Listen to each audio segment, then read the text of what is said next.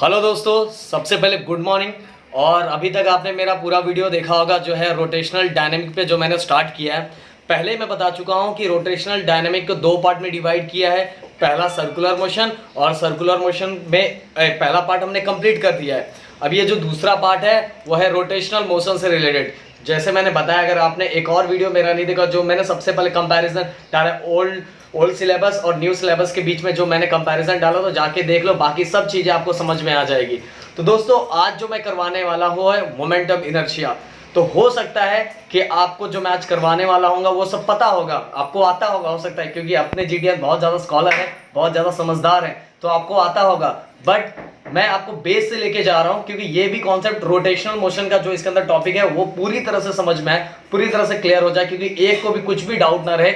एक एक टर्म्स का मतलब क्या है, एक एक का यूनिट क्या है, सब चीजें आपको समझ में आए, इसलिए मैं बेस से करवा रहा हूं। अगर आपको आता है तो बहुत अच्छी बात है, आता होगा फिर भी आप वीडियो को अच्छे से देखें, क्योंकि एक एक पॉइंट को फिर से मैं क्लियर करने वाला हूं। ओके, तो आज मैंने बता दिया, पहले हम करने वाले मोमेंटम इनर्शिया, ओके, फिर significance of momentum inertia, and third करने वाले हम एक्सप्रेशन किसके लिए, kinetic energy of rotating body. और उससे रिलेटेड एक और एग्जाम में प्रूफ आता है, उसी से रिलेटेड जो मैंने बोला, derive the expression for kinetic energy of rotating body. तो एक डेरिवेशन कौन सा आता है मैं बता, एक और डेरिवेशन होता है, कौन सा है, kinetic energy is directly proportional to square of frequency. तो इसका भी प्रूफ करके मैं देने वाला हूं। तो चलते हैं एक एक करके। पहला मैं क्या करवाने वाला हूं, पहला मैं करवाना हूं मोमेंट ऑफ इनर्शिया। ये बेस है किसका, रोटेशनल मोशन का। समझ में आ रहा है? तो स्टार्ट करता हूं मैं। तो सबसे पहले मोमेंट ऑफ इनर्शिया का डेफिनेशन बहुत सिंपल है, बहुत ज्यादा सिंपल है। अगर आपको ये आता है तो ये अपने आप आ जाएगा, पर मैं एक बार पढ़ के बता देता हूं, फिर आपको याद कैसे करना है वो भी बता देता हूं मैं। Moment of inertia of a body about given axis of rotation is defined as the sum of product of mass of each particle and square of its perpendicular distance from the axis of rotation। मुझे पता है कुछ नहीं समझ में आना भी नहीं चाहिए, अभी तक मैंने समझाया नहीं, एक बार और पढ़ता हूँ मैं। Moment of inertia of a body about given axis of rotation is defined as sum of product of mass of each particle and square of its perpendicular distance from the axis of rotation। अब यहां से मैं इस पे आता हूं, ध्यान दो। अब ये अगर आपको अच्छे से समझ में आ गया तो ये अपने आप डेफिनेशन अपने मन से भी लिख सकते हो। Moment of inertia of rotating body, ये आई किसका सिंबल है, मोमेंट ऑफ इनर्शिया का। आई किसका सिंबल है, मोमेंट ऑफ इनर्शिया का। तो ध्यान देना, moment of inertia of a rotating body is defined as इसको मैंने इक्वल को क्या बोला, is defined as sum of product of mass of each particle and square of distance from an axis of rotation, तो दोस्तों समझ में आया एक बार और आपके लिए, क्योंकि अगर ये बार बार रट्टा मारने से अच्छा ये चीजों को समझ लो, अपने आप आपको इसका डेफिनेशन अपने आप दिमाग में फिट हो जाएगा। मैंने क्या बोला, moment of inertia is defined as sum of, दोनों के बीच में प्रोडक्ट है, सम ऑफ पहले मैंने बोल दिया। अब प्रोडक्ट ऑफ एम क्या है, मास है, मास किसका, ईच पार्टिकल का जो मास है, okay, sum of product of mass of each particle, और उसी पार्टिकल का जो जगह, ये भी बताऊंगा मैंने डायग्राम में क्या बना, पहले मैं डेफिनेशन बता देता हूं, फिर मैं बताता हूं ये सब क्या है, ये पार्टिकल सब क्या है। Okay, moment of inertia is defined as sum of product of mass of each particle and square of distance from the axis of rotation. Okay, तो ये हो गया हमारा डेफिनेशन मोमेंट ऑफ इनर्शिया। एक बार और ये पूरा एक्सप्लेन करके मैं एक बार और डेफिनेशन बोल दूंगा, तो डेफिनेशन को जैसे मैंने बोला वीडियो को पीछे करके बार बार सुनना, आपको याद हो जाएगा। अब मान लो ये एक्सिस है और इस पे मैंने कोई प्लेन कवर लगा दिया और इसके चारों तरफ पार्टिकल रोटेट हो रहा है, ये एक्सिस पे चारों तरफ पार्टिकल रोटेट हो रहा है। मान लो ये ऐसे, ये एक्सिस पे ये पार्टिकल क्या कर रहा है, रोटेट कर रहा है। ओके, ये पार्टिकल क्या कर रहा है, रोटेट कर रहा है। अभी मैं ऐसे बना नहीं सकता, पर समझ लो, ये पार्टिकल क्या कर रहा है, रोटेट कर रहा है। अब जब पार्टिकल रोटेट, बॉडी, पार्टिकल नहीं बात करो, सॉरी बॉडी, ये बॉडी, क्योंकि पार्टिकल इसके अंदर है, क्योंकि पार्टिकल से क्या बनता है, बॉडी बनता है, पार्टिकल से क्या बनता है, बॉडी। तो मान लो ये बॉडी इस एक्सिस पे क्या हो रहा है, रोटेट हो रहा है, तो इस बॉडी के अंदर छोटे छोटे क्या होंगे, पार्टिकल्स होंगे, क्योंकि छोटे छोटे पार्टिकल से क्या बनता है, बॉडी बनता है। ध्यान देना, फिर से मेरी बातों को एकदम अच्छे समझो। ये एक्सिस है और ये एक्सिस पे ये बॉडी क्या कर रहा है, रोटेट हो रहा है, रोटेट हो रहा है। और ये बॉडी किससे बना है, छोटे छोटे पार्टिकल से, छोटे छोटे पार्टिकल से। अब हमने यहाँ 1 1 2 3 एंड नंबर ऑफ पार्टिकल्स ले लिया है, मतलब 1 2 3 एंड mn मतलब number of particle. Her particles का मोमेंट ऑफ इनर्शिया कितना है वो मुझे क्या करना है, फाइंड करना है। मतलब मैंने तो 3 ही पार्टिकल लिया है, आपको यहाँ तो जगह कम था तो मैंने बस 2 ही पार्टिकल्स के बारे में लिखा। आप चाहिए तो m3 r3 फिर square m4 r square of 4 m, मतलब ज्यादा, जितना भी ज्यादा लिख सकते हो वहां तक आप बना सकते हो, पार्टिकल्स का मोमेंट ऑफ इनर्शिया फाइंड कर सकते हो। अब एक और इंपॉर्टेंट चीज ये है, ये एक्सिस, ये बॉडी, ये इस पे क्या हो रहा है, रोटेट हो रहा है। तो ये बॉडी, बस अगर मैं बॉडी की बात करूं, मैं किसकी बात करूं, बॉडी की बात करूं, तो बॉडी का जो एंगुलर वेलोसिटी होगा, जो एंगुलर वेलोसिटी ओमेगा, जो एंगुलर वेलोसिटी होगा वो क्या होगा, कांस्टेंट होगा, क्योंकि ये बॉडी यूसीएम परफॉर्म कर रहा है। क्या परफॉर्म कर रहा है, यूसीएम। क्या परफॉर्म कर रहा है, ध्यान देना। अगर ये बॉडी इस एक्सिस पे रोटेट हो रहा है with the UCM, uniform circular motion, तो इसका यू क्या होगा, सेम होगा इस बॉडी के लिए। बट इसका v लीनियर वेलोसिटी चेंज होगा। लीनियर वेलोसिटी क्यों चेंज होगा बताता हूं। लीनियर वेलोसिटी का फॉर्मूला क्या होता है, आर ओमेगा। अब अगर मैं हर पार्टिकल, अगर इस पार्टिकल की बात करूं, ये जो यहाँ पार्टिकल है, पहला वाला पार्टिकल जो मैंने लिया है, तो इसका, इस पार्टिकल का देखो v का फॉर्मूला क्या होता है, आर ओमेगा। v का फॉर्मूला क्या होता है, आर ओमेगा। ओमेगा तो सेम है, पर इस पार्टिकल का डिस्टेंस क्या है, r1। तो अगर इसमें से दो में से एक भी चीज चेंज होता है, चीज चेंज होता है, तो वेक्टर क्वांटिटी भी ऑलरेडी क्या हो जाता है, चेंज हो जाता है। ये क्या हो जाता है, v1। अगर मैं v2 की बात करूं, v2, पहले v2 नहीं लिखता हूं, चलो दूसरे पार्टिकल्स की बात करता हूं। दूसरे पार्टिकल का मुझे लीनियर वेलोसिटी फाइंड करना है। क्या फाइंड करना है, लीनियर वेलोसिटी का क्या फार्मूला होता है, आर ओमेगा। क्या होता है, आर ओमेगा। अब ओमेगा तो सेम है, पूरे बॉडी का ओमेगा क्या है, सेम है, पर डिस्टेंस क्या है, अलग है। हो सकता है मैं नजदीक वाले पार्टिकल का मोमेंट ऑफ इनर्शिया फाइंड कर रहा हूं, तो मुझे हर का डिस्टेंस क्या होगा, अलग होगा। तो मैं यहाँ लिखता हूँ r2। दोनों में से एक भी, ये तो सेम है पर ये वेरी हो रहा है, अगर ये वेरी होगा तो ये भी क्या हो जाएगा, वेरी होगा। तो चीजें समझ में आ गई होगी कि अगर मैं कोई भी बॉडी किसी एक्सिस पे, बॉडी, हाँ वर्ड को समझना, अगर कोई बॉडी किसी एक्सिस पे रोटेट हो रहा है तो उसका एंगुलर वेलोसिटी क्या होगा, सेम होगा, बट उसके पार्टिकल का लीनियर वेलोसिटी क्या होगा, अलग अलग। क्योंकि हम यहाँ लीनियर वेलोसिटी में हर पार्टिकल का क्या फाइंड कर रहे हैं, मोमेंट ऑफ इनर्शिया। इस पार्टिकल का मोमेंट ऑफ इनर्शिया कितना होगा, इस पार्टिकल का मोमेंट ऑफ इनर्शिया कितना होगा। मतलब बॉडी जो है वो किससे बना है, नंबर ऑफ पार्टिकल से। बॉडी किससे बना है, नंबर ऑफ पार्टिकल से, और इसी नंबर ऑफ पार्टिकल्स को लेके हमारा क्या बन गया, ये एक बॉडी बन गया। समझ में आ रहा है, नंबर ऑफ पार्टिकल्स को लेके हमारा ये क्या पूरा बन गया, बॉडी बन गया। पर हर पार्टिकल का हमें जब मोमेंट ऑफ इनर्शिया फाइंड करना रहेगा, तो मोमेंट ऑफ इनर्शिया का जो फॉर्मूला होता है वो मास इनटू किसका होता है, square of perpendicular distance. Perpendicular मैंने क्यों बोला, क्योंकि जो एक्सिस होता है ऐसे होता है और ये इसके ऊपर 90 डिग्री होता है। अब हमें 3D मेरे पास है नहीं कि मैं आपको समझा सकूं, पर समझ लेना ये जो एक्सिस है ये इस पे क्या होता है, अब ऐसे ये देखो जितना डिस्टेंस होगा वो क्या होगा, परपेंडिकुलर होता है। क्या होता है, परपेंडिकुलर। इसलिए मैं वर्ड यूज करता हूँ perpendicular, square of perpendicular distance from a axis of rotation. तो समझ में आ गया अभी तक। पहले एक बार आप ये बता दूं, unit of moment of inertia क्या होता है, मास का फॉर्मूला kg होता है। अब ये क्या, r मतलब डिस्टेंस होता है, तो डिस्टेंस का क्या होता है, ऐसा यूनिट मीटर, और स्क्वायर इसलिए क्या हो गया, स्क्वायर हो गया। अब डायमेंशन LMT, L मतलब क्या होता है, लेंथ होता है, M क्या होता है, मास होता है, और T क्या होता है, टाइम होता है। तो लेंथ कितना है 2, इसलिए 2 लिख दिया। मास कितना है 1, तो 1 लिख दिया। और टाइम कितना है 0, कुछ नहीं, तो इसलिए मैंने वहां 0 लिख दिया। तो दोस्तों आपको समझ में आ गया होगा। एक बार और मैं समझा देता हूँ, और जो हिंट पॉइंट इसके लिए वो बस याद रखने के लिए रखो कि हम क्या फाइंड कर रहे हैं। एक बॉडी एक बॉडी इस एक्सिस पे क्या कर रहा है, रोटेट कर रहा है, तो हमें इस बॉडी के अंदर जो नंबर ऑफ पार्टिकल्स है, नंबर ऑफ पार्टिकल से ये बॉडी बना है, उस नंबर ऑफ पार्टिकल का क्या फाइंड करना, मोमेंट ऑफ इनर्शिया। और मोमेंट ऑफ इनर्शिया का डेफिनेशन मैंने बताया कि moment of inertia is defined as sum of product of mass of each particle and square of distance, कहां से, square of perpendicular distance from the axis of rotation.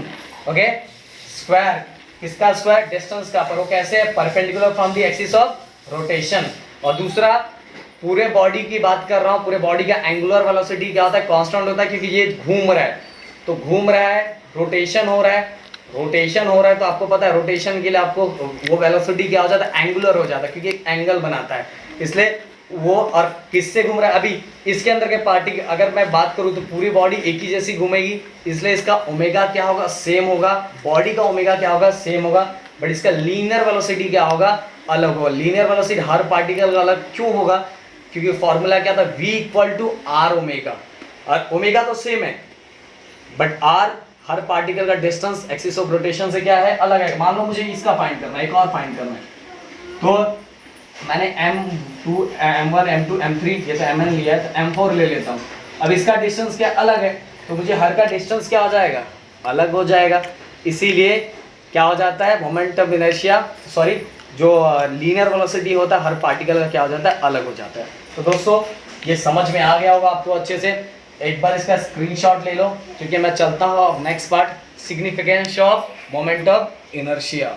Guys तो हम next topic अब देखने वाले हैं, significance of moment of inertia. Significance of moment of inertia, moment of inertia मतलब आपको समझ में आ गया होगा क्या होता है, और इसका मैंने शॉर्ट में फॉर्मूला लिख दिया है, moment of inertia equal, it is a product of mass into square of perpendicular distance from the axis of rotation, तो मैंने लिख दिया वहाँ।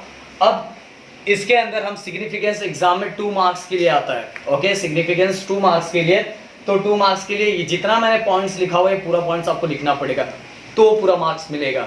और एकदम सिंपल तरीके से मैंने लिखा है कि आपको समझ में आ जाएगा, तो ध्यान दो।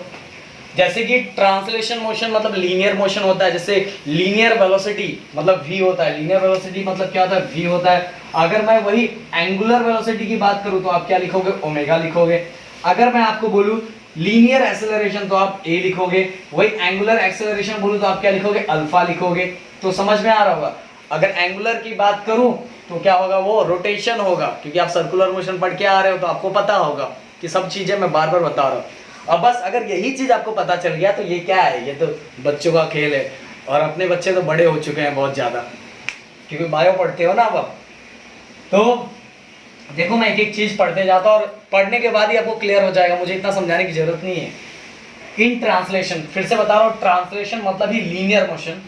इन translation motion force is equal to mass into acceleration. Translation में फोर्स का फॉर्मूला क्या होता है, सिंपल सा, ट्रांसलेशन में फोर्स का फॉर्मूला मतलब फोर्स कब बनता है, when we multiply mass into acceleration. जब मास को एक्सेलरेशन के साथ मल्टीप्लाई करेंगे तो हमें क्या मिलेगा, फोर्स। इन लीनियर और ट्रांसलेशन मोशन के अंदर, लीनियर और ट्रांसलेशन मोशन के अंदर, लीनियर और ट्रांसलेशन मतलब पता है ना, स्ट्रेट लाइन मोशन जो होता है। अब वही मैं बात करूं रोटेशन के अंदर, रोटेशन के अंदर इन रोटेशनल मोशन ये क्या होता है, टॉर्क। क्या होता है, टॉर्क। ये क्या होता है, आई, मोमेंट ऑफ इनर्शिया। ये क्या होता है, अल्फा। अल्फा मतलब क्या होता है बताओ, एंगुलर एक्सेलरेशन। तो आपको सब नाम आता है, बस नाम आता है तो हो गया खत्म, सिग्निफिकेंस फिगर खत्म कर देता हूँ। टॉर्क, आई मतलब मोमेंट ऑफ इनर्शिया, अल्फा मतलब एंगुलर एक्सेलरेशन। अब दोनों को एनालॉग करना है, कंपैरिजन करना है। अगर चलो मैं यही कंपैरिजन करके दिखा देता हूं, फिर आप नीचे पढ़ोगे तो अपने आप को समझ में आ जाएगा। फोर्स एनालॉग टू टॉर्क, यहां फोर्स होता है, यहां क्या होता है, टॉर्क होता है। कहने का मतलब वही है, ट्रांसलेशन मोशन में हम उसको फोर्स बोलते हैं, और रोटेशनल मोशन में जिसके कारण वो रोटेशन होता है उसको हम क्या बोलते हैं, टॉर्क बोलते हैं। और ट्रांसलेशन मोशन में जिसके कारण वो मोशन होता है, विदाउट फोर्स के मोशन हो नहीं सकता। तो जो फोर्स होता है, जिसके कारण मोशन होता है, जिसके कारण होता है उसको बोलते हैं फोर्स। और रोटेशनल मोशन में जिसके कारण रोटेशन मोशन परफॉर्म होता है उसको क्या बोलते हैं, टॉर्क। ओके, नाम एक ही है, काम काम अलग अलग चीज़ों में, इसलिए काम अलग अलग हो गए। काम मतलब बोला जाए तो दोनों का काम एक ही है, काम एक ही है, पर नाम क्या है, अलग अलग है, क्योंकि वो अलग अलग एरिया में रहते हैं ना। एक रोटेशन पे रहता है, किस में रहता है ट्रांसलेशन में। अब आई मतलब क्या होता है, moment of inertia. Moment of inertia का यहाँ काम कौन करता है, मास। कौन काम करता है, मास। ये क्या है हमारा, अल्फा मतलब एंगुलर एक्सेलरेशन, और यहाँ एंगुलर एक्सेलरेशन को एनालॉग कौन करता है, लीनियर एक्सेलरेशन। बस यही चीज़ तो हमें नीचे लिखा हुआ है और कुछ नहीं, कि ट्रांसलेशन मोशन में उसको क्या बोला जाता है और रोटेशनल मोशन में उसको, सॉरी ट्रांसलेशन मोशन में उसको क्या बोला जाता है और रोटेशनल मोशन में उसको क्या बोला जाता है।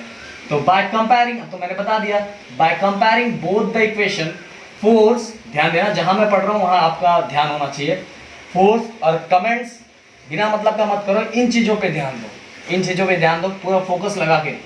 Bye comparing both the equation force and acceleration, जो वर्ड बोल रहा हूं वो कमेंट्स में लिखते जाओ, जो मैं वर्ड मेन वर्ड पे मैंने टिक किया हो उस वर्ड को कमेंट्स में लिखते जाओ, बिना मतलब की चीजें मत, जो मैं वर्ड बोल रहा हूँ उस वर्ड को सब लिखो, जितने लाइव हो, जितने लाइव चैट पे सबका लिखा हुआ दिखना चाहिए मुझे। By comparing both the equation force and acceleration, force और एक्सेलरेशन किसके अंदर है, ट्रांसलेशन मोशन में, force and acceleration in translation motion analogue to force और एक्सेलरेशन, फोर्स और एक्सेलरेशन को जो ट्रांसलेशन में मोशन में उसको एनालॉग कौन कर रहा है, टॉर्क एंड एंगुलर एक्सेलरेशन। समझ में आ रहा है कि नहीं। Bye comparing both the equation force, और इसके भी इसकी बात की, इसकी बात बाद में करेंगे, force and acceleration analogue, translation motion में एनालॉग कौन कर रहा है, टॉर्क एंड एंगुलर एक्सेलरेशन। समझ में आ रहा है, मैंने बोला दोनों का काम वही है, बट एक ट्रांसलेशन मोशन के लिए, किसके लिए, रोटेशनल मोशन के लिए, तो दोनों का नाम क्या है, अलग अलग है, ये इसका सिग्निफिकेंस है। By comparing both the equation force and acceleration in translation motion analog to torque and angular acceleration, okay? तो समझ में आ गया होगा। अब इसकी बात कर ली, बचा हुआ बीच वाले का, तो बीच वाले का moment of inertia. Translation motion में आपको पता है इनर्शिया चाहिए ही रहता है, इनर्शिया पता है ना, इनर्शिया के type, inertia at a rest, inertia at motion. अगर कोई बॉडी मोशन में है तो मोशन में ही रहेगी, क्योंकि उसके अंदर क्या होता है, इनर्शिया एट मोशन होता है। और कोई बॉडी रेस्ट में है, जैसे अभी ये डस्टर है, ये रेस्ट में है, मैं इसको बोलूँगा उड़ जा भाई, उड़ जा, आजा आजा, आएगा नहीं है, क्योंकि इसको रेस्ट में रहने के लिए भी इसके अंदर कुछ चाहिए रहता है, और कुछ चाहिए रहता है मतलब जो है साइंस के लैंग्वेज में उसको बोलते हैं इनर्शिया एट रेस्ट। अगर कोई भी ऑब्जेक्ट मोशन में है तो मोशन में ही रहेगा, क्योंकि इसके अंदर क्या होता है, इनर्शिया एट मोशन। हाँ, ऑब्स्टेकल के कारण बाद में गिर जाता है, क्योंकि सामने से उसको अपोज किया जाता है, बट अगर कुछ ऑब्स्टेकल्स नहीं होता तो उड़ते ही रहता है, क्योंकि इसके अंदर क्या होता है, इनर्शिया एट मोशन। तो इनर्शिया का मतलब आपको पता रहना चाहिए। तो यहाँ ट्रांसलेशन मोशन में जो इनर्शिया का काम करता है वो मास ऑफ अ बॉडी होता है। कौन होता है, मास ऑफ अ बॉडी। जैसे आपको पता है कि यहाँ ट्रांसलेशन मोशन में इनर्शिया का काम कौन करता है, इनर्शिया का काम कौन, बॉडी को मोशन में रखना है तो मोशन में रखेगा, रेस्ट में रखना है तो रेस्ट में रखना है, एक डायरेक्शन में रखना है तो डायरेक्शन में रखा होगा। आपने पढ़ा होगा इनर्शिया का डेफिनेशन। चलो कोई फटाफट इनर्शिया का डेफिनेशन लिख दो और टाइप्स लिखो कमेंट्स में, फटाफट जल्दी जल्दी लिखो, लाइव चैट में फटाफट लिखो। तो मास और ये आई, तो आपको पता है मास को रोटेशनल मोशन में एनालॉग कौन कर रहा है, मोमेंट ऑफ इनर्शिया। तो वही लिखा हो, पहले हमें यहाँ ट्रांसलेशन मोशन का लिखा हुआ moment of inertia, moment of inertia analogue to moment of inertia analogue to mass in translation motion. समझ गए, मोमेंट ऑफ इनर्शिया को यहाँ एनालॉग कौन कर रहा है, मास। कौन कर रहा है, मास इन ट्रांसलेशन मोशन। यहाँ मतलब इसमें मोमेंट ऑफ इनर्शिया का काम कौन करता है, मास। ओके, जितना बड़ा मास रहेगा उसको रोकने में उतना टाइम लगेगा, और उसको रेस्ट करवाने के लिए भी उतना ज़्यादा इनर्शिया लगता है। समझ में आ रहा है। अगर बहुत बड़ा पत्थर ऊपर से कहीं पहाड़ पे से आ रहा है, तो अगर मुझे उसको रोकना है, अगर मुझे उसको रेस्ट में लाना है, तो मेरा जो फोर्स होना चाहिए, आपको पता है ये सब चीज़ें मैंने पढ़ा है, अनबैलेंस फोर्स होना चाहिए। अगर मेरे अंदर ज़्यादा ताकत है तभी मैं उसको रोक सकता हूँ। ओके, तो यहाँ ट्रांसलेशन मोशन में जो इनर्शिया का काम करता है, इनर्शिया का काम करता है वो कौन होता है, कौन होता है, मास ऑफ अ बॉडी। अब वही लिखा हुआ है, mass represent inertia of body, mass represent inertia of body किसके अंदर, ट्रांसलेशन मोशन के अंदर। और वाई रोटेशनल मोशन में मोमेंट ऑफ इनर्शिया काम कौन करता है, inertia. while in rotational motion moment of inertia represent inertia body, moment of inertia किसका काम करता है? इनर्शिया का। इनर्शिया मतलब आपको पता ही है, इनर्शिया का डेफिनेशन भी मैंने लिखने के लिए पहले सबसे पहले मैं इनर्शिया चिल्ला रहा हूँ, आपको इनर्शिया मतलब ही नहीं पता है। ओके, ये एक टेंडेंसी होती है जिसके कारण बॉडी रेस्ट में रहेगा तो रेस्ट में रहता है, मोशन में रहता है तो मोशन में रहता है।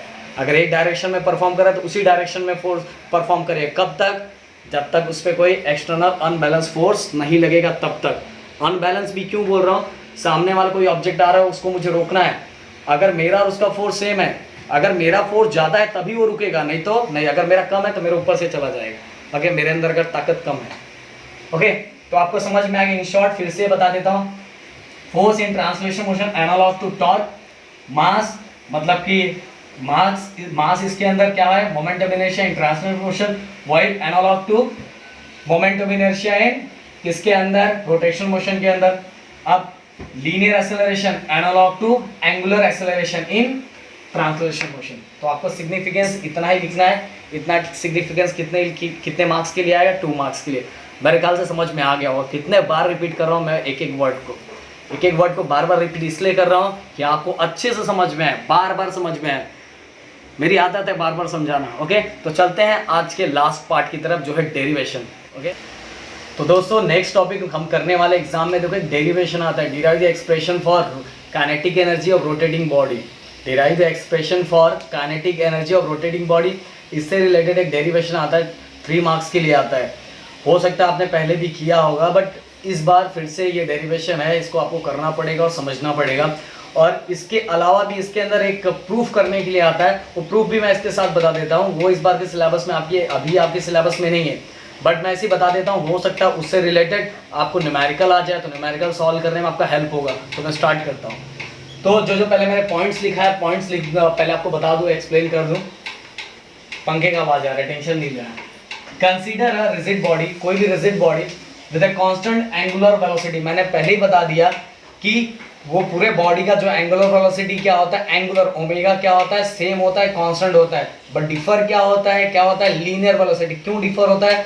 क्योंकि उसका फॉर्मूला आता है v = r ओमेगा, और हर पार्टिकल का जो डिस्टेंस एक्सिस से होता है क्या होता है? अलग होता है। ये तो सेम होता है, ये पूरे बॉडी में जितने भी पार्टिकल्स होंगे सबका ही एंगुलर वेलोसिटी सेम होगा, पर हर उसी पार्टिकल का डिस्टेंस एक्सिस से अलग होगा। तो ये क्या होगा? अगर ये अलग हो गया तो अगर दोनों में से एक भी अलग हो जाता है तो लीनियर वेलोसिटी का फॉर्मूला r ओमेगा होता है, तो ये भी क्या हो जाएगा? अलग हो जाएगा। इसीलिए यहाँ देखो लिखा है कंसीडर रिजिड बॉडी रोड। देखो मैंने एकदम कलरफुल लिखा है कि आपको एकदम अच्छे से फोकस जाए, एकदम मजा आए। और सॉरी इसके लिए बोलना चाहता हूँ कि मुझे लगा कि थोड़ा नीचे तो मुझे डेरिवेशन करना है, और इसलिए मैंने एकदम चिपका के लिखा हुआ है, इसलिए सॉरी। क्योंकि जगह बहुत कम है, इसी जगह में कैसे न कैसे एडजस्ट करना पड़ेगा। और मुझे पता है डेरिवेशन में थोड़ा ये प्रॉब्लम फेस करना पड़ता है कि अगर मैं एक बार रफ कर दूँ, अगर वो चीज़ दिखता रहे और उसके साथ मैं कनेक्ट करके आपको दिखाऊँ तो ज़्यादा मज़ा आता है। बट यहाँ बोर्ड बहुत छोटा है, इसलिए आप बुक लेके बैठना कि पीछे वाली चीज़ें आपको दिखती रहे। तो मेरे पास तो है नहीं कि मैं आपको पीछे वाली चीज़ें दिखाऊं, कि मुझे भी थोड़ा अच्छा नहीं लगता कि डेरिवेशन में पीछे की चीज़ें दिखनी चाहिए आंखों के सामने, तो कंपैरिजन करने में मज़ा आता है। तो प्लीज़ रिक्वेस्ट है, और मेरी तरफ से सॉरी, और आपसे रिक्वेस्ट है कि आप बुक लेके पेन लेके साथ में डेरिवेशन जब भी करवाऊँ तो बैठना लेके। ओके, तो बताया कि उसका एंगुलर वेलोसिटी क्या होता है? कांस्टेंट होता है। About its axis passing through, कहाँ से वो एक्सिस पास हो रहा है? देखो मैंने यहाँ ओ लिया हुआ है, and perpendicular to the plane of paper. Okay, इस प्लेन ऑफ पेपर पे क्या है? वो परपेंडिकुलर। परपेंडिकुलर मतलब पता है ना, 90 डिग्री का जो एंगल बनाता है वो क्या होता है? परपेंडिकुलर। तो जो एक्सिस है वो इस प्लेन ऑफ पेपर पे क्या है? परपेंडिकुलर। और सबसे सिंपल डायग्राम बोलूँ यही है, कुछ भी बना दो, कैसे भी बना दो, ये ऐसे करके, ये मत कि सर ने इधर ऐसे ही किया है तो ऐसे ही बनाना है, ऐसा फिक्स नहीं, आपको जैसे मर्जी करे वैसे आप बना सकते हो। ओके, तो सॉरी थोड़ा सीरी ने जैसे आवाज़ दे दिया आईफोन के। सीरी बहुत जल्दी सुनती है, इतना जल्दी आप भी सुना करो।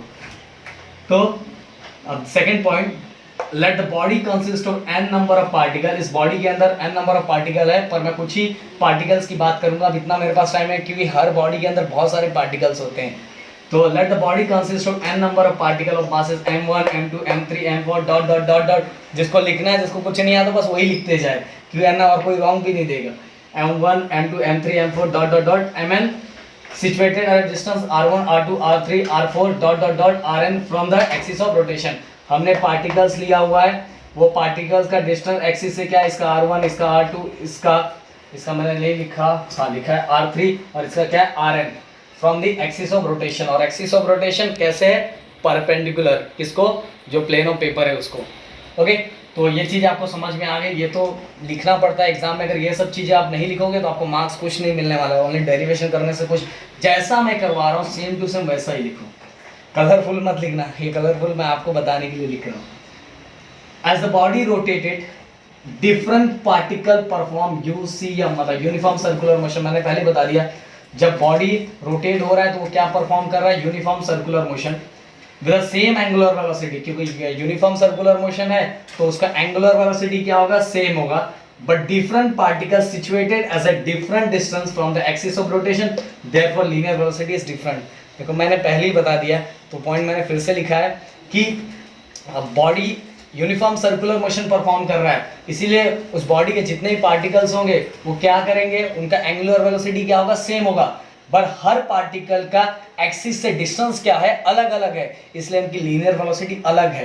कैसे है मैंने बता दिया, क्योंकि लीनियर वेलोसिटी का फॉर्मूला था v = r ओमेगा, और दोनों में से ओमेगा तो सेम है हर पार्टिकल का, पर r क्या है, अलग अलग है, r का डिस्टेंस क्या है, अलग अलग है, इसीलिए r अलग है तो लीनियर वेलोसिटी भी क्या होगा, अलग हो जाएगा।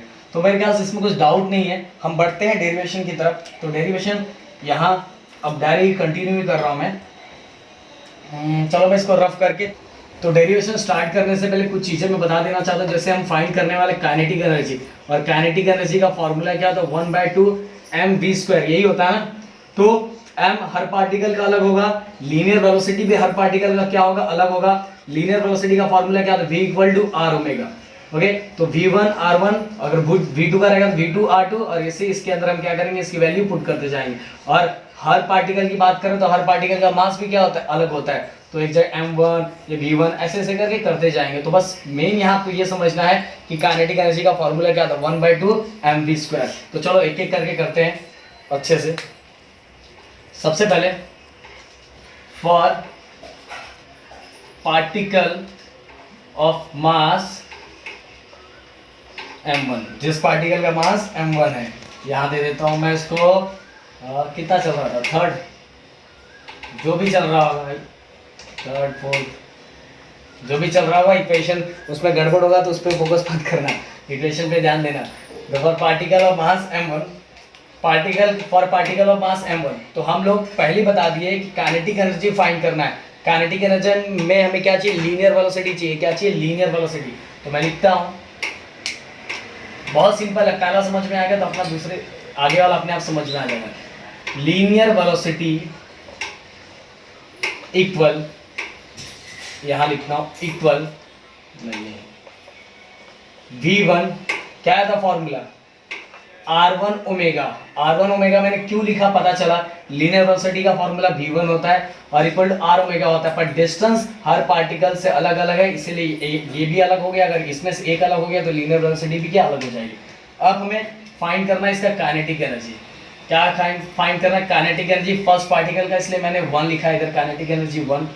अब काइनेटिक एनर्जी का फॉर्मूला क्या था, 1/2 mv², यही फॉर्मूला होता है ना, यही फॉर्मूला होता है ना, ध्यान दो। बट हम पहले पार्टिकल की बात कर रहे हैं यहाँ, इसलिए क्या लिख लेंगे, 1 लिख देंगे। अब आगे बढ़ते हैं, एकदम सिंपल सा दोस्तों, इसको दे दो आप, नहीं जाने दो, डायरेक्ट साथ में देंगे, इसको a और इसको दे दो b, थोड़ा अच्छा लगेगा। ये नंबर अगर गड़बड़ होगा तो उसको लिखना 1/2 m1 v, कितना, v1 की वैल्यू कितनी है, r1 ओमेगा है ना, तो इसलिए बस स्क्वायर हो जाएगा, r1 ओमेगा स्क्वायर और ओमेगा स्क्वायर। v1 की वैल्यू क्या है, r1 ओमेगा, बस यहाँ क्या हो जाएगा, स्क्वायर, ये तो सेम रहेगा। तो ये हो गया हमारा equation number 1, equation number 1। Okay, अब सेम टू सेम किसका फाइंड करेंगे, for particle of mass m2, ये इक्वेशन अपने आप से देते जाना जैसे भी होगा। For particle of mass m2, particle of mass m2 फिर से वही लिखेंगे, पहला लीनियर वेलोसिटी, लीनियर वेलोसिटी, दूसरे के लिए लीनियर वेलोसिटी क्या हो जाएगा, v2, और ये V2 हो गया, तो ये क्या हो जाएगा R2 ओमेगा, क्योंकि ओमेगा क्या होगा सेम होगा। देखो बार बार मैं रिवाइज करवाते जा रहा हूँ। अब इसका काइनेटिक एनर्जी सेकंड पार्टिकल की बात करें तो काइनेटिक एनर्जी 2 हो जाएगा। अब फॉर्मूला क्या था 1/2 mv²। फिर से अब दूसरे पार्टिकल की बात करो तो यहाँ क्या हो जाएगा 2 2। ओके, ये साथ में लिखना है पर मैं आप लोगों के लिए ऐसे लिख रहा हूँ 1/2 m2 v2। v2 का वैल्यू कितना है R2 बस स्क्वायर है तो स्क्वायर दे दो, क्योंकि यहाँ V2 था, यहाँ क्या है V2 स्क्वायर है, तो R2 स्क्वायर और ये क्या हो जाएगा ओमेगा स्क्वायर। ये हो गया हमारा equation number second, equation number second. Okay, अब आते हैं फॉर पार्टिकल ऑफ मास। देखो दोस्तों जगह कम है इसलिए डायरेक्ट मैं mn पे आ रहा हूँ।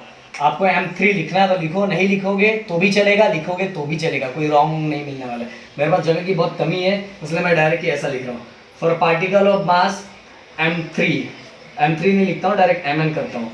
आपके पास तो जगह पूरा भरा हुआ है तो आप लिख सकते हो for particle of mass mn। तो सेम टू सेम इसके अंदर फिर से लीनियर वेलोसिटी, तो थर्ड वाले n की बात हो रही है, सॉरी nth पार्टिकल की बात हो रही है, तो हम लिखेंगे v ऑफ n।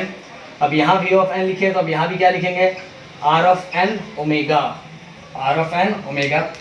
अब इसका काइनेटिक एनर्जी, किसका काइनेटिक एनर्जी फाइंड करना है, nth पार्टिकल का काइनेटिक एनर्जी फाइंड करना है, तो हम ऐसे लिखेंगे 1/2 mv²। और कौन से पार्टिकल की बात कर रहे हैं, प्रोडक्ट से nth। मैंने बोला आप थर्ड का फाइंड कर सकते हो, अगर नहीं फाइंड करोगे तो भी चलेगा, कोई गलत नहीं देने वाला है, प्रदीप सर की गारंटी है। 1/2 m डायरेक्ट लिखता हूँ mn, और v ऑफ n का स्क्वायर कितना है, v ऑफ n की वैल्यू कितनी है rn ओमेगा। बस अब क्या कर देना हमें स्क्वायर, क्या कर देंगे स्क्वायर, क्योंकि फॉर्मूले में 1/2 mv का स्क्वायर होता है। ये हो गया हमारा इक्वेशन नंबर थर्ड। तो ये हमने पूरा फाइंड कर लिया है, आपको समझ में आ गया होगा फर्स्ट का पार्टिकल का, सेकंड पार्टिकल का, थर्ड पार्टिकल का, थर्ड पार्टिकल नहीं nth पार्टिकल का। आपको थर्ड पार्टिकल चाहिए तो फाइंड कर सकते हो। अब यहाँ मैं लिखता हूँ total kinetic energy of a body. Okay, total kinetic energy of body. फिर से बता रहा हूँ, जगह दोस्तों की बहुत, दोस्त बोल रहा हूँ, दोस्तों की कमी तो नहीं है क्योंकि आप लोग हो, जगह की बहुत ज़्यादा कमी है। Total kinetic energy of body क्या होता है, kinetic energy 1 plus kinetic energy 2 plus, हमने 2 ही लिया है इसीलिए kinetic energy nth। Okay, kinetic energy 1 plus kinetic energy 2 plus dot dot dot plus kinetic energy nth का। अब सबकी वैल्यू पुट कर दो। काइनेटिक एनर्जी 1 कितना है जल्दी बताओ, 1/2 m1 r1 square omega square. बिना देखे लिख सकते हो दोस्तों, 1/2 m, कैमरामैन पास में आके दिखा दे, m2 r2 का स्क्वायर ओमेगा स्क्वायर। ओके, ये 2 का हमने फाइंड कर लिया। अब तीसरा बीच में से डॉट डॉट डॉट दे दो, यहाँ प्लस में दे देता हूँ, इसके आगे डॉट डॉट डॉट प्लस, अंदर टर्म का क्या होता है 1/2। कमेंट्स में लिखते जाओ दोस्तों, mn। Okay, mn r square of n और ओमेगा स्क्वायर। ध्यान दो ये सब में सेम है इसलिए यहाँ कोई 1 2 3 4 कुछ नहीं लग रहा है, वहाँ क्या लगेगा वैसे ही। अब आगे बढ़ते हैं हम।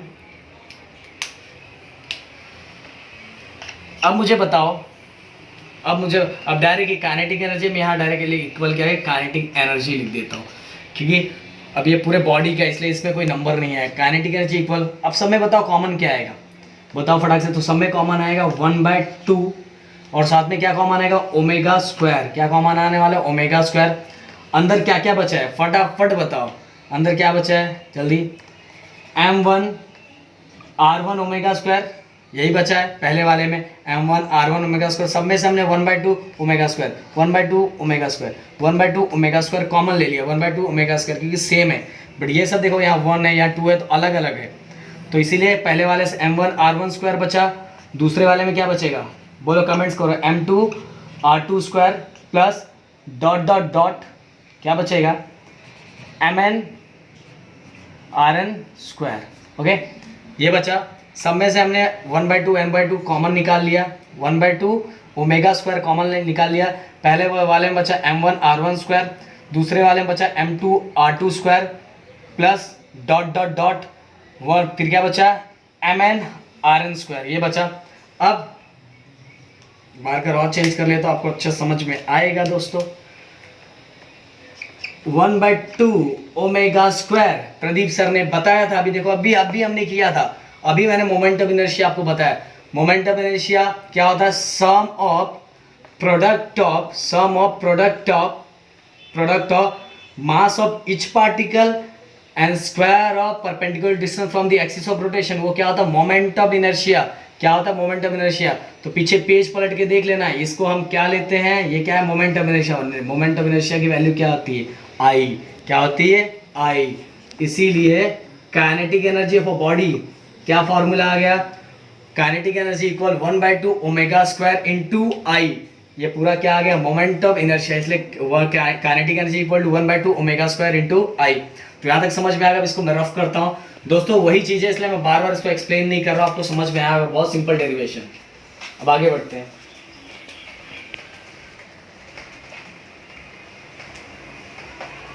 ओके, काइनेटिक एनर्जी का तो डेरिवेशन आ गया, काइनेटिक एनर्जी का डेरिवेशन आपको मिल गया, बहुत प्यारा डेरिवेशन। बट एक बार यहाँ फिर से मैं लिख देता हूँ, काइनेटिक एनर्जी इक्वल 1/2 आई, पहले लिख देता ओमेगा स्क्वायर, बाद में लिखता I omega square. This is expression for kinetic energy of rotating body. This is expression for kinetic energy of rotating body. I से हमें, आई और ओमेगा से पता चल गया रोटेटिंग बॉडी का है, क्योंकि आई भी किसका होता है, ये इनर्शिया किसका है रोटेटिंग बॉडी का। ओमेगा किसका होता है आपको पता है, ओमेगा किसका होता है एंगुलर एक्सेलरेशन भी किसका होता है रोटेटिंग बॉडी का। तो ये मिल गया। बट प्रदीप सर ने एक और वादा किया था कि इसको प्रूफ करके बताएंगे, kinetic energy is directly proportional to square of किसका, फ्रीक्वेंसी का स्क्वायर होता है। तो देख करके देखते हैं सही बात है क्या, क्योंकि एग्जाम में डेरिवेशन आता है।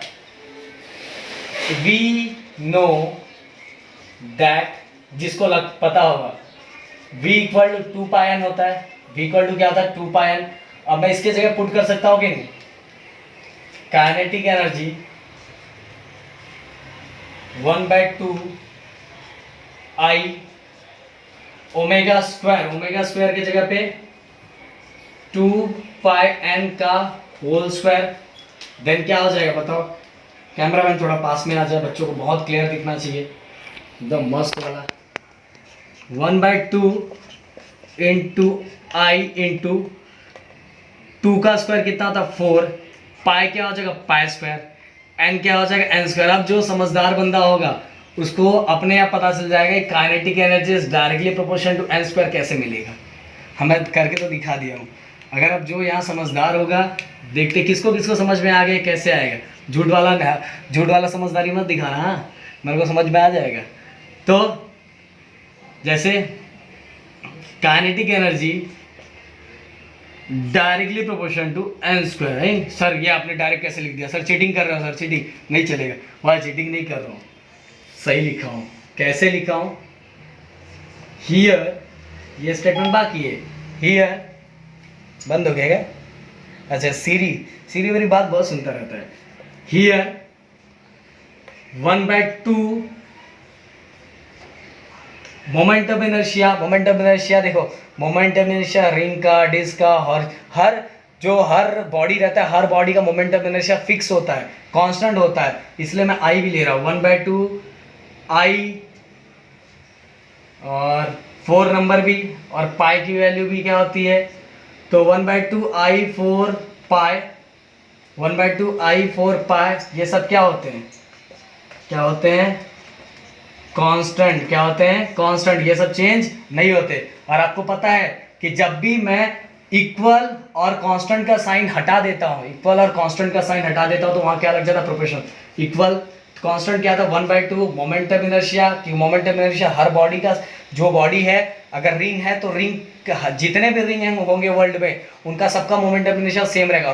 रॉड है तो जितना वर्ल्ड में जितना भी रॉड है सबका मोमेंट ऑफ इनर्शिया सेम रहेगा, इसलिए मैंने इसको भी कांस्टेंट लिया है 1/2। आई भी कांस्टेंट, 4 तो 4 ही होता है, यहाँ भी 4 बोलेंगे, बिहार में भी जाके 4 बोलेंगे, गुजरात में 4 बोलेंगे, अमेरिकन लोग भी इसको 4 ही बोलेंगे। और पाई की वैल्यू तो आपको पता है 22/7 या 3.14 जो भी है वो भी क्या रहता है, कांस्टेंट ही रहता है। बट फ्रीक्वेंसी डिफर होती है, क्या कोई पार्टिकल डिस्टेंस से दूर है तो ज़्यादा फ्रीक्वेंसी उसकी होगी, तो इसलिए तो ये बस 1/2 I 4 पाई ये क्या होता है, कांस्टेंट होता है। इसीलिए मैंने इक्वल और कांस्टेंट को हटा दिया। इक्वल और कांस्टेंट को जैसे ही हटाया तो वहाँ प्रोपोर्शनल का साइन हट जाएगा, इसीलिए लिखा है kinetic energy is directly proportional to square of frequency. तो दोस्तों ये भी मैंने छोटा सा प्रूफ कर दिया, एग्जाम में कभी कभी ये प्रूफ करने के लिए आता है। तो दोस्तों आज का डेरिवेशन कुछ हार्ड नहीं था, एकदम सिंपल सा डेरिवेशन। ओवरऑल डेरिवेशन यही था, काइनेटिक एनर्जी का फॉर्मूला था 1/2 mv² और v का फॉर्मूला होता है r ओमेगा। और हर पार्टिकल के लिए v क्या होता है, अलग अलग होता है, बस एंगुलर वेलोसिटी क्या होता है, सेम होता है। इसीलिए v1 r1 ओमेगा रहेगा, तो हर को बस पुट कर करके लास्ट में हमारा जो कॉमन आ जाएगा 1/2 ओमेगा²। और बाकी जो बचा वो क्या होता है, मोमेंट ऑफ इनर्शिया I, फिर से ओमेगा की जगह लास्ट में मैंने क्या पुट कर दिया 2πn।